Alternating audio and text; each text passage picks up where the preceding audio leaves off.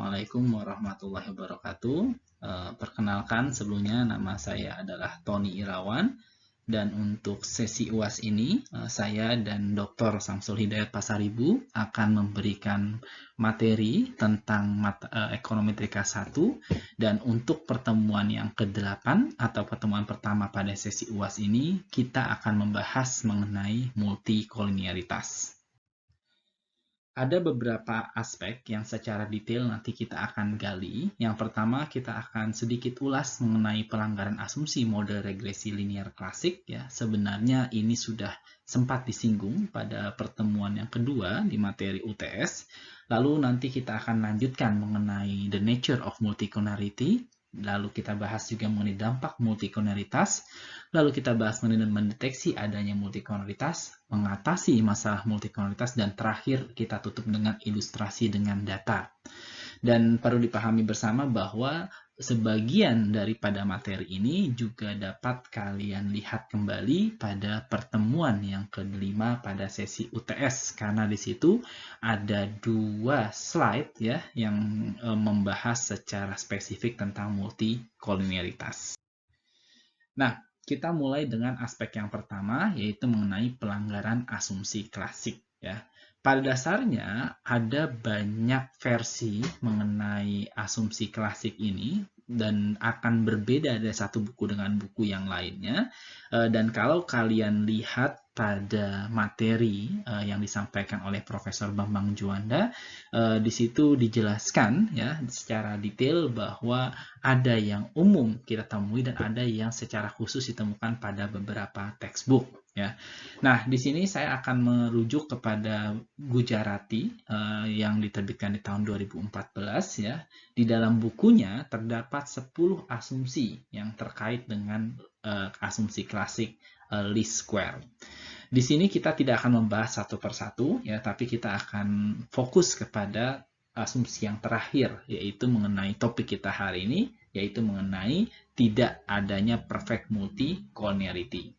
Nah, di antara 10 tersebut, kalian bisa lihat bahwa yang pertama adalah bahwa model regresi itu harus linear dalam parameter. Ini sudah pernah disinggung sebelumnya.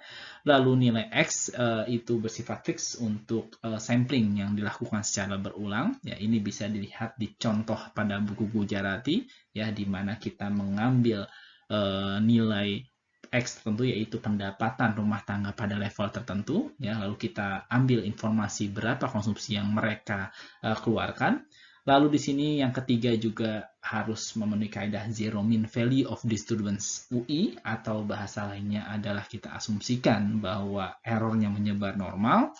Lalu yang keempat adalah adanya homoskedastisitas pada errornya atau varians dari errornya itu konstan. Kita akan bahas secara detail nanti pada topik yang selanjutnya. Lalu yang kelima adalah no autocorrelation between the disturbances, atau arti lainnya adalah tidak adanya korelasi serial antara error yang satu dengan error yang lain ya. Di sini kita akan bahas secara detail juga pada pertemuan yang selanjutnya. Lalu yang keenam adalah kita harus memenuhi kaidah zero ataupun covariance sama dengan 0 antara error dengan variabel bebasnya. Ya, ini tidak kita bahas secara detail pada materi Ekonometrika 1, tapi nanti kita akan gali lebih detail pada Ekonometrika 2. Lalu yang selanjutnya adalah jumlah observasi itu harus lebih besar dibandingkan dengan jumlah parameter yang akan diestimasi. Lalu selanjutnya adalah adanya variasi pada nilai X ya. Lalu yang ke-9 adalah model regresi itu harus secara benar dispesifikasikan ya. Kenapa? Karena kalau seandainya kita tidak benar menspesifikasikannya, nanti ada satu subtopik sendiri yaitu membahas mengenai bias specification ya, di mana di situ dijelaskan tentang bagaimana kesalahan kita menspesifikasikan model bisa berujung kepada hasil estimasi parameter yang bias. Dan yang terakhir adalah yang kita bahas pada hari ini mengenai tidak adanya perfect multicollinearity. Perlu saya tekankan di sini bahwa dalam bukunya Gujarati ya, yang ditekankan pertama adalah tidak adanya perfect multicollinearity. Ada elemen perfect di situ. Nah, sekarang apa yang disebut dengan multicollinearity ya? Istilah multikonelitas ya, kalau kita lihat lebih jauh lagi, itu sebenarnya disebutkan oleh Ragnar Frisch di tahun 1934, itu sudah cukup lama sekali ya, di mana menurut arti aslinya yang disebut dengan multikonelitas itu adalah adanya hubungan linier yang sempurna atau perfect linear correlation ya antara beberapa atau semua variabel penjelas pada model regresi. Jadi di sini ada hubungan linier dan dia sempurna. Itu arti aslinya yang saya kutip langsung dari Ragnar Frisch. Dan ini kalian bisa baca lagi di dalam bukunya Gujarati. Dengan demikian, model regresi yang kita analisis misalkan adalah YI dijelaskan oleh X1 dan juga X2, maka kita punya YI sama dengan alpha 0 plus alpha 1 X1I plus alpha 2 X2I plus error. Kalau seandainya ada hubungan linier yang sempurna atau perfect antara variabel bebasnya, dalam hal ini adalah X1 dengan X2, ya, maka di sini bisa kita tuliskan bahwa lambda 1 X1I tambah lambda 2 X2I sama dengan 0. Atau bisa juga kita bolak-balik ya, kita rubah, rearrange persamaannya, X1 akan sama dengan sesuatu fungsi daripada X2 atau X2 merupakan fungsi daripada X1. Nah, misalkan di sini adalah bahwa kita asumsikan ya bahwa X2I adalah 3 kali daripada X1I. Nah, di sini kalian bisa lihat ada hubungan yang bersifat linier ya antara variabel X2 dengan X1 ya, dan dia sifatnya adalah sempurna. Dan inilah makna asli daripada multikonelitas. Namun, selanjutnya di sini yang menjadi fokus para peneliti itu bukan hanya hubungan yang sempurna, tapi bisa juga adalah adanya hubungan linier yang kuat ya, meskipun dia tidak sempurna. Nah, di sini dicontohkan ya, kalian bisa buka lebih detail pada bukunya Gujarati ya, bahwa hubungan linier yang kuat antara X1 dan X2, namun dia tidak sempurna, di mana di situ dia mengandung ada nama stochastic error term ya, atau direpresentasikan dengan VI ya, maka awalnya yang sempurna adalah lambda I X1I plus lambda 2 X2I sama dengan 0, sekarang menjadi lambda I X1I plus lambda 2 X2I plus VI sama dengan 0. Jadi di sini dia memiliki hubungan yang erat ya. Nanti kita akan lihat pada salah satu contoh dengan menggunakan tabel. Nah, ini adalah ilustrasi sederhana ya dari apa yang kita bahas pada slide sebelumnya. Dikatakan sebelumnya bahwa X2 adalah 3 kali X1 ya. Maka di sini kalau saya punya nilai X1 8, 10, 15, 18, 22, maka kalau saya pengen cari X2-nya dapat dengan mudah kita hitung 3 kalinya. 8 kali 3, 24, 10 kali 3, 30, 15 kali 3, 45, dan selanjutnya. Jadi di sini kita bisa lihat antara X1 dengan X2 di sini dia akan memiliki korelasi yang perfect, yang sempurna, yaitu sama dengan 1.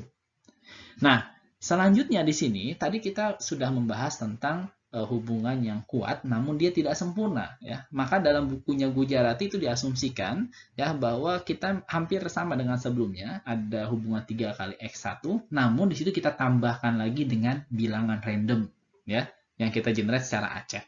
Di sini kita contohkan ya, angka acak atau randomnya ada 2, 6, 3, dan selanjutnya. Sehingga kalau saya ingin hitung variabel baru lagi, yang tadi ada VI-nya, maka variabel jadi X2 star itu jadi 8 kali 3 tambah 2. Atau kita punya 8 kali 3, 24 tambah 2, 26.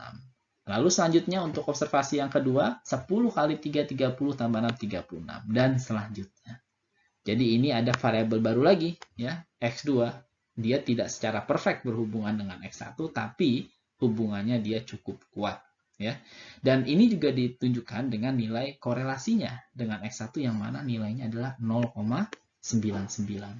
Ya. Jadi kalian bisa lihat ya bagaimana bedanya antara yang perfect dengan yang kuat tapi dia tidak perfect. Nah, satu hal lain yang perlu juga kalian pahami bahwa tadi ditekankan hubungan linier yang sempurna. Lalu bagaimana dengan hubungan nonlinier? Nah, hubungan nonlinier itu pada dasarnya tidak menyalahi aturan multikonelitas. Salah satunya di sini kita punya adalah YI sama dengan beta 0 plus beta 1 X1I tambah beta 2 X1I kuadrat. Ya, di sini kalian bisa lihat ya bahwa kita punya ada variabel bebas X1I, ada X1I kuadrat. dia ada hubungan, tapi hubungannya tidak linear. Dan ini tidak kita kategorikan menyalahi aturan multikolinearitas. Namun tidak bisa dipungkiri, ya tentu saja kalau kita cari nilai korelasinya akan cukup besar ya antara X1I dengan X1I kuadrat.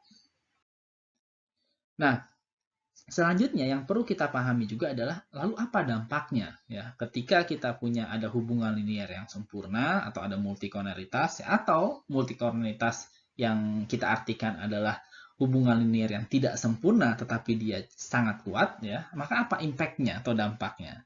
Yang pertama kita lihat dulu adalah kalau seandainya hubungan linear sempurna seperti tadi X2 sama dengan 3 kali X1. Apa yang akan terjadi di sini ya?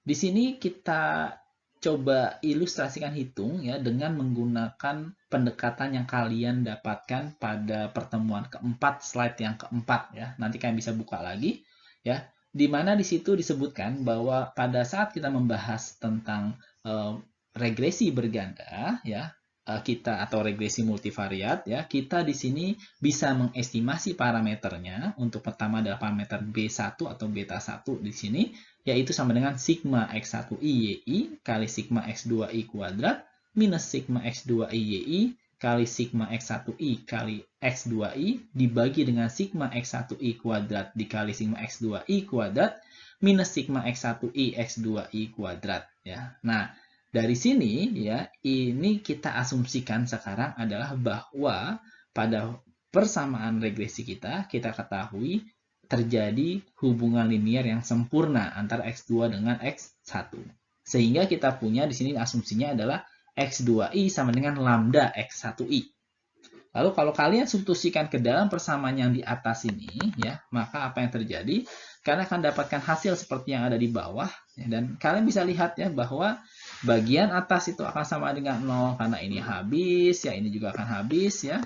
Lalu bawah juga sama, ya ini akan habis, ini juga akan habis, sehingga kita punya 0 per 0 atau dia tidak bisa diestimasi atau undefined. Ya, jadi kalau kalian punya hubungan linear sempurna, kalian paksa dengan regresi, ya maka kalian tidak akan dapat hasil estimasinya karena dia tidak bisa diestimasi.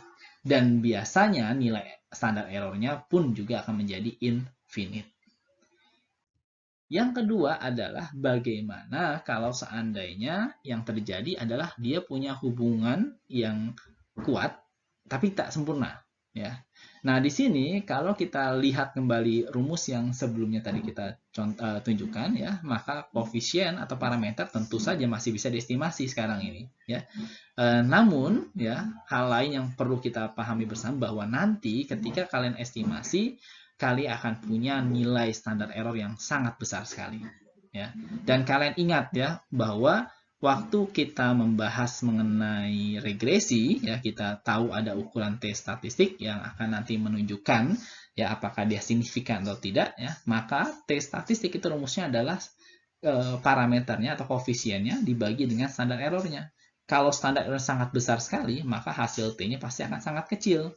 Kalau T-nya sangat kecil, ya, maka kalau kita bandingkan dengan T-tabel, ya, tentu saja hasilnya tentu akan cenderung dia tidak signifikan. Ya. Jadi, ya, ketika kita punya hubungan linear yang kuat, ya, walaupun dia tidak sempurna, jangan kaget kalau kalian akan mendapatkan hasil di mana banyak variabel yang kita analisis itu justru ya, malah dia tidak signifikan. Nah, satu hal yang perlu kalian pahami bersama adalah bahwa ketika terjadi multikolinearitas, ya, sebenarnya parameter yang dihasilkan itu juga tetap blue. Ya. Multikolinearitas yang maksud adalah bukan yang sempurna ya, tapi multikolinearitas yang tadi punya hubungan yang kuat ya, tapi dia tidak sempurna. Sebenarnya parameter yang dihasilkan tetap blue, ya, tetap dia tidak bias ya.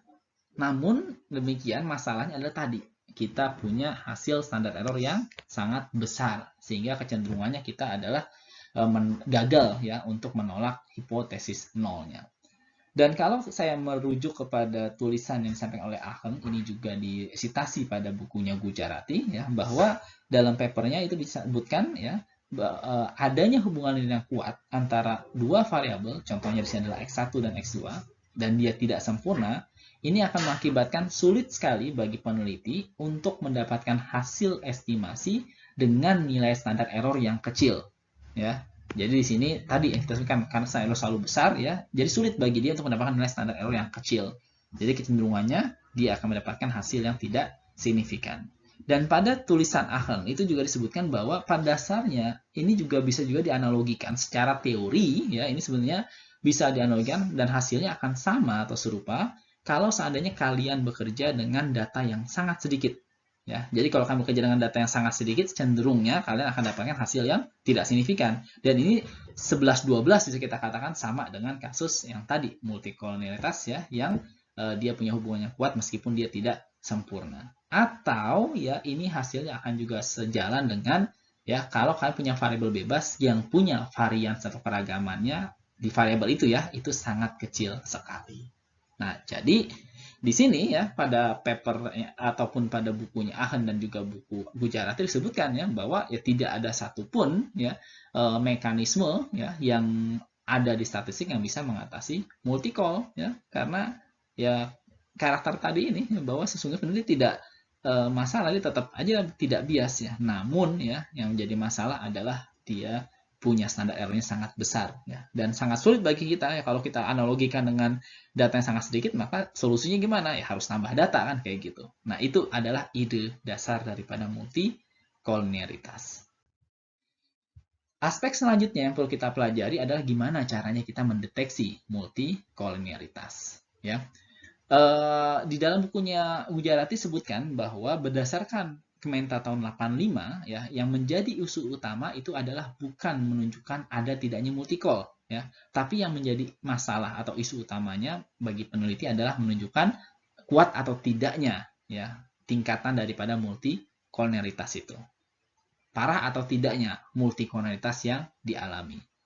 Nah, selain itu juga, ya Kementan mengatakan bahwa sesungguhnya multikol itu adalah karakter yang terdapat pada sampel, ya, bukan pada populasi. Sehingga apa implikasinya? Tidak ada satupun, ya, sampai dengan saat ini yang bisa kita gunakan untuk menguji adanya tidaknya multikolonialitas. Yang ada hanya rule of thumb, ya. Ini bukan uji, ya. Nanti kalian akan belajar untuk yang hetero dengan auto ada itu ujinya. Tapi kalau untuk multikol ini sebenarnya tidak ada uji, ya. Yang ada hanya rule of thumb. Apa rule of thumbs-nya? Ya, ada beberapa di sini, saya tidak sampaikan semua yang ada di bukunya Gujarati, ya. Tapi silakan jika kalian ingin atau penasaran lebih detail, silakan kalian baca kembali di buku Gujarati. Yang pertama adalah kalian akan dapatkan nilai S-square yang tinggi, tapi hanya sedikit nilai T statistik yang signifikan. Ya, jadi nanti ya karena kalian punya variabel ya yang mana dia juga menjelaskan atau dijelaskan oleh variabel lain di sisi kanannya, tentu saja S-square kalian akan sangat besar sekali ya. Nah, namun demikian tadi karena kita punya standar error yang besar, maka kita cenderung punya T statistik yang tidak signifikan ya, atau bisa saja semuanya atau sebagian besar tidak signifikan. Nah, kapan S-square itu dikatakan tinggi ya? Pada textbooknya Gujarati sebutkan dia thresholdnya adalah sekitar 0,8. Lalu apalagi rule of thumb yang bisa kita gunakan? Yang kedua adalah kita bisa melihat pairwise correlation ya antara variabel bebas yang kita gunakan. Ketika dia punya pairwise correlation yang sangat tinggi, misalkan di sini kita gunakan thresholdnya di 0,8 ya sebagaimana yang tertera pada bukunya Gujarati ya, maka dengan demikian ya bisa kita duga ya sebenarnya ini multicolnya cukup parah ya. Nah, tetapi perlu diperhatikan bahwa penggunaan pairwise correlation ini menjadi cukup baik kalau seandainya kita hanya memiliki dua variabel bebas.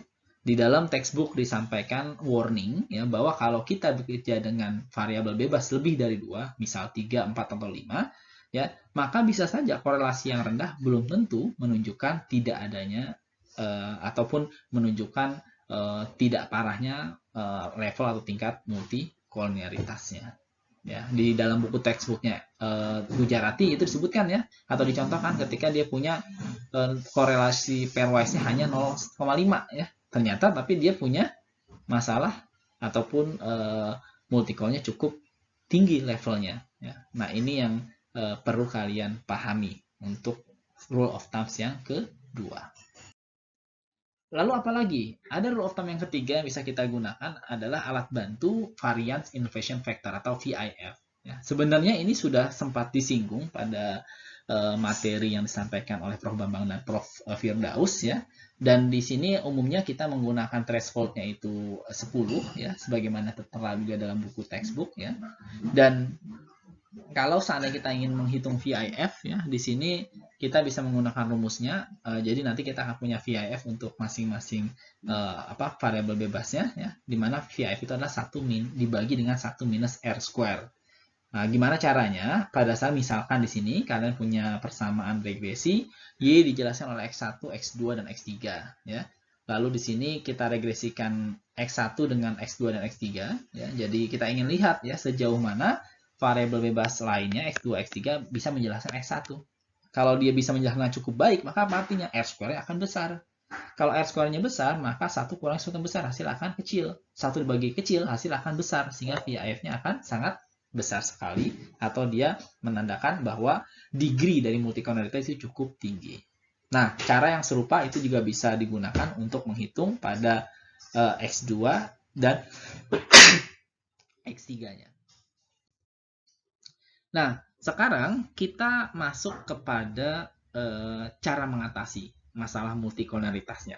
Ya, saya mengambil rujukan kembali adalah kepada Gujarati ya, di mana di situ disampaikan ketika kita duga atau kita dapatkan dari of thumb bahwa indikasi multicol-nya itu cukup kuat ya, maka salah satu yang bisa kita gunakan ya di sini pada dasarnya dibagi dua ya. Yang pertama adalah do nothing, yang kedua adalah ikuti rule of thumb. Ketika kita bicara do nothing itu artinya kita biarin aja ya, kita tidak memperhatikan atau menghiraukan multicollinearitas. Dan ini biasanya kita lakukan seandainya ada beberapa kasus ya. Yang pertama ketika kalian fokus hanya kepada ingin memprediksi atau memforecast ya variabelnya, ada multicol di situ. Namun ketika kita punya multicol, tadi kan sebutkan R square-nya tinggi.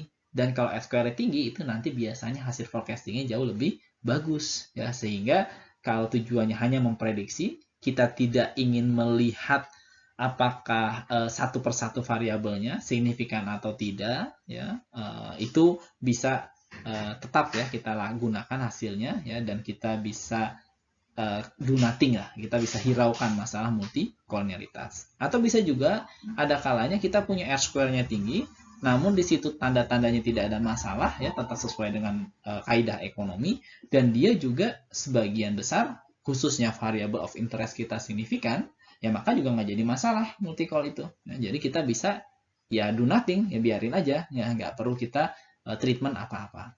Ya, bahkan Blanchard itu mengatakan ya pada bukunya bahwa multicollinearitas itu pada dasarnya merupakan masalah yang ada pada data ya. Dan kadang peneliti nggak punya pilihan lain ya, karena data itu ada data yang ingin dia analisis ya.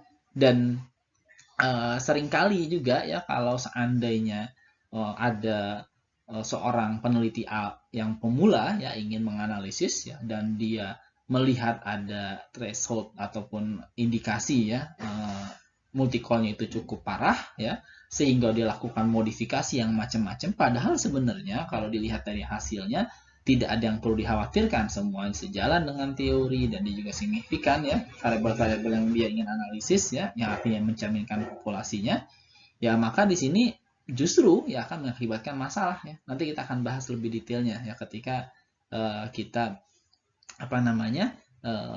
terlalu over ya mengatasi masalah multicollinearitas. Lalu yang selanjutnya yang bisa dipilih adalah rule of thumb ya. Banyak alternatifnya. Yang pertama adalah a priori information ya. Jadi di sini misalkan kalau dalam buku itu dicontohkan antara wealth dengan income ya. X1-nya adalah income, X2-nya adalah wealth, sedangkan Y-nya itu adalah konsumsi. Ya. Jadi di sini diasumsikan bahwa wealth dan income atau X1 dan X2 punya polaritas yang sangat kuat ya. Lalu si peneliti percaya bahwa yang namanya alfa 2 itu adalah 0,5 alfa 1 ya, atau setengah daripada alfa 1. Nah, alfa 2 itu apa? Kalau kita baca dari artinya, alfa 2 itu menunjukkan apa? Menunjukkan pengaruh daripada X2 terhadap Y. Ya, atau besaran respon daripada konsumsi atau Y akibat adanya perubahan daripada welfare ya atau X2-nya. Ya, di sini kita asumsikan bahwa A2 itu setengah daripada A1 ya. A1 itu apa? A1 itu menunjukkan pengaruh dari income. Nah, kalau kita percaya dengan angka ini ya, dan kita sudah punya justifikasinya cukup kuat ya, maka dapat dengan mudah kita substitusikan saja angka ini ke dalam persamaan aslinya yang di atas. Sehingga alfa 2 kita ganti dengan setengah alfa 1, dan ketika kita masukkan persamaannya, kita akan punya kurang lebih persamaan jadi yang baru seperti ini ya. Maka yang nanti pada akhirnya kita estimasi adalah YI hanyalah fungsi daripada XI, di mana XI-nya itu adalah X1I plus setengah X2I. Nah, dari sini kalau kita regress yang pertama dulu ya, yang saya kasih kotak warna hijau ini, kita regress, maka kalian akan dapat angka alfa 1 di sini. Dapat tuh nilainya, parameternya. Dan kalau sudah punya A1, alfa 1, ya kita tahu alfa 2 setengah alfa 1. Tinggal kali setengah aja, maka kita akan punya alfa 2. Sehingga dari sini kita bisa mendapatkan ya, bagaimana besar pengaruh daripada income dan juga pengaruh dari wealth ya ketika terhadap konsumsi, maaf ya, ketika terjadi ada masalah multi-call yang cukup kuat. Lalu selanjutnya yang kedua yang bisa dilakukan oleh peneliti adalah dia bisa mengembangkan pool data. Ya, jadi dia kombinasikan antara data cross section dengan data time series ya. Lalu dia bisa menggunakan pool data analysis ya. Nanti ini kita bahas secara terpisah ya. Sayangnya di ekonomi kelas 1 kita belum sampai kepada pool data tersebut ya. Namun kalau kalian tertarik silahkan kalian buka beberapa buku ya. Salah satunya yang mudah dipahami adalah bukunya Woodridge yang di situ dibahas tentang pool data. Hanya saja kalau kalian mengembangkan analisis kalian yang awalnya tadi hanya cross section atau time series saja itu menjadi pool data, maka kalian sebagai peneliti perlu berhati-hati tentang interpretasi dari hasil estimasinya. Ya, nah ini yang nanti kalian coba lihat lagi lebih detail ya terkait dengan pool data, karena kita tidak punya waktu untuk membahas secara detail untuk konsep tersebut. Nah, apalagi bisa kita lakukan? Bisa kita hilangin variabelnya. Ya, namun hati-hati ya, kalau kita hilangkan variabelnya, bisa saja kita menghilangkan variabel yang penting ya. Dan kalau ini kita hilangkan, anggaplah misalkan X3 itu berdasarkan teori sama X2 sama-sama memang dia mempengaruhi konsumsi. Jadi X2 X3 itu variabel penting. Lalu karena dia ada hubungan yang kuat, kita drop aja, kita hilangin aja. Maka dengan demikian nanti ini akan menimbulkan sebut dengan tadi sudah sempat saya singgung, itu specification bias ya, atau bias spesifikasi. Dan kalau ini yang terjadi, maka apa akibatnya? Parameter yang kalian punya sekarang malah justru menjadi bias. Ya. Jadi kalian mengatasi masalah, tapi bukan dengan solusi, malah bikin tambah parah masalahnya. Sebelumnya ada multi-call, dia tidak bias. Ya. Tetapi setelah kalian otak-atik, ya, dihilangin variabelnya, malah justru akan mengakibatkan hasil parameter menjadi bias. Apalagi yang bisa kita lakukan? Kita bisa mencoba transformasi variabel. Misal kita gunakan first difference atau kita gunakan rasio ya. Jadi kalau awal kita menggunakan fungsi adalah GDP, merupakan fungsi penduduk, lalu ada capital, lalu ada investasi dan sebagainya ya. Nah, di sini kita bisa saja menggunakan rasio ya, jangan bikin GDP tapi bikin GDP per kapita. Jadi semua dibagi dengan populasi, itu adalah variabel per kapita yang kita miliki. Nah, yang perlu diperhatikan di sini, ya meskipun kita punya dua pilihan, first difference ataupun dia cross section, ataukah dia rasio, ya untuk first difference ini tidak mungkin atau sulit sebenarnya kita lakukan pada data cross section, ya. Dan kalau seandainya pun kita gunakan datanya adalah time series dan kita bisa menggunakan first difference, ya, maka kalau pada model aslinya dia tidak ada masalah autocall, lalu kita gunakan first difference, lalu kita regress dalam bentuk first difference, maka nanti akan timbul peluang kalian justru malah akan menghadapi masalah auto korelasi. Ya, jadi kita mengatasi masalah tapi dengan masalah baru lagi yang muncul ya, multi-call kelar tapi kita punya masalah auto korelasi. Lalu satu lagi mengenai rasio tadi, itu bisa dilakukan ya, khususnya ketika kita menggunakan data cross section ya, nggak perlu masalah ya. Kalau tadi kan first difference enaknya kalau pakai data time series ya, kalau misalkan data cross section dia sulit. Tapi kalau untuk rasio ini bisa dilakukan. Nah, tapi masalah satu ya. Kenapa? Kalau seandainya model aslinya dia sudah homoskedastis, artinya dia sudah punya varians daripada errornya itu sama dengan sudah sigma square ya. Jadi dia sudah punya hasilnya konstan ya, sudah sama dengan sigma square atau konstan variansnya, ya maka apa yang akan terjadi di sini? Kalau kalian treatment dengan rasio, justru nanti ya kita punya kan bukan E, tapi kita punya adalah misalkan E per, anggaplah misalkan X2 atau E per X1 dan lain sebagainya. Maka apa akibatnya? Variansi itu akan berubah dan justru ya kita akan menghadapi masalah baru ya, bahwa kita akan dapatkan bahwa variansinya itu dari errornya itu tidak akan konstan atau dia punya masalah heteroskedastisitas. Jadi tolong perhatikan ya bahwa masing-masing ada konsekuensinya. Yang mana terbaik tergantung dengan kondisi. Lalu apalagi bisa tambah data-data baru ya. Cuma logika sederhananya adalah kalau kalian punya data, nggak mungkin kalian keep kan, pastinya keluarin semua data-data itu ya. Jadi ya sebenarnya akan sangat sulit juga kita cari data tambahan. Namun ya berdasarkan konsep tadi sudah kita bahas ya, bahwa idenya mirip dengan data yang sedikit, kalau ditambahin datanya itu akan relatif lebih bagus hasilnya.